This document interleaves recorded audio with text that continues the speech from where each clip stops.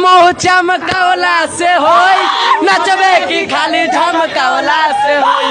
वैसे तो आजकल पब्लिक फिल्म के रिव्यू देखने के बाद ही सिनेमा घर तक जाती है और फिल्म को देखती है। और आप सभी के मन में अगर डाउट आ रहा हो फिल्म हॉरर गंगे को लेके, तो शायद इस वीडियो को देखने के बाद आप सभी का डाउट क्लियर हो जाएगा। क्योंकि आधी रात को पवन सिंह की फिल्म हॉरर गंगे के नारे हजारों की संख्या में पब्लिक लगा रही है। और ये इस बात का जीता जागता सबूत है कि फिल्म सुपर डुपर हिट हो चुकी है। द फिल्म का भले ही पहला दिन थोड़ा फीका रहा हो, लेकिन दशहरा आते आते इस फिल्म ने भोजपुरी के सारे रिकॉर्ड तोड़ते हुए उस रिकॉर्ड तक जा पहुंची है। इसके बाद फिल्म के डायरेक्टर साहब ने भी लाइव आके बिहार के ज्यादातर सिनेमा घरों में हाउसफुल का बोर्ड लगाने का ऐलान कर दिया है। वैसे जरा इस वीडियो को देख लीजिए, आप सभी के मन के सारे डाउट यूं ही क्लियर हो जाएंगे। इसे न मुँह चमकौला से होई, नचबे की खाली झमकौला से होई।